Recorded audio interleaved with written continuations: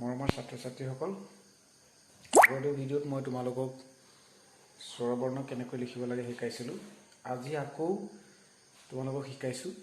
ভালদৰে পৰা নাই তোমালোকে বৰ্ণবিলাক লিখাটো ভালদৰে মন কৰিবা। তোমালোকে অ বৰ্ণটোত মাত্ৰা আছে।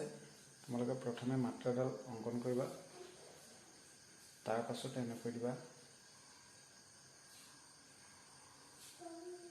এই লাইনডালৰ লগত টাচ নাই কৰা, দেখিছানে?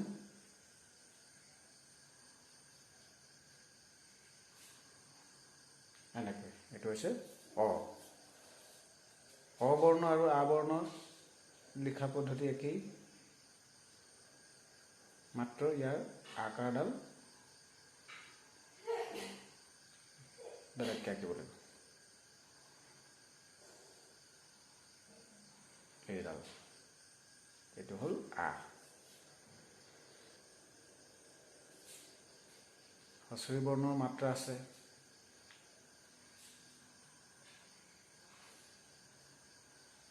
এনেকৈ দিলোঁ, তাৰপিছত এইফালৰ পৰা এডাল লাইন এই লাইনডালত লগাই দিলোঁ। এতিয়া আকৌ দীৰ্ঘই বৰ্ণটো চাবা।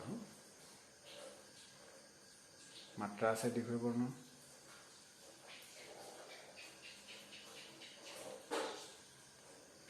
এনেকৈ দিলোঁ।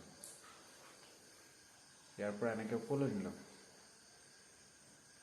আকৌ এই তলত এনেকৈ দি দিলোঁ। এইটো হ'ল দীৰ্ঘই। হস্ৰৰ বৰ্ণৰ মাত্ৰা আছে।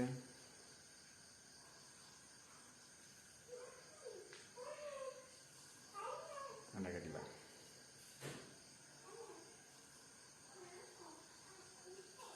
এডাল ইয়াত লগাই দিবা। দীৰ্ঘ বৰ্ণৰ মাত্ৰা আছে।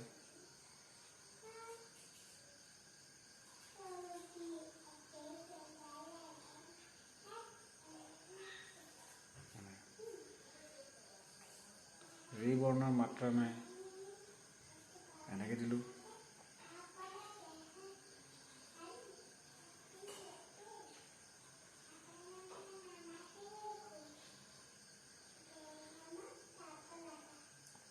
এবাৰ এ বৰ্ণৰ মাত্ৰা নাই।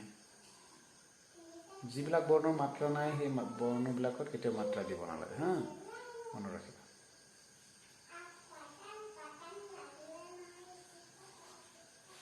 এ আৰু ঐ দেখিবলৈ একেই, ঐটো মাত্ৰ এইডাল লগাই দিব লাগে, টেইল। এবাৰ আহিলে উ বৰ্ণটো এনেকৈ দিলা,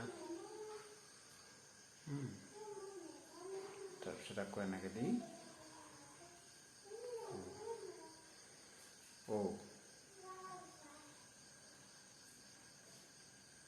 উ আৰু লিখা একেই চিষ্টেম।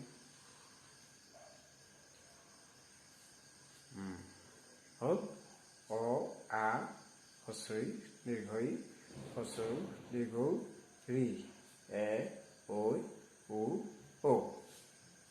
তোমালোকে চেষ্টা কৰিবা।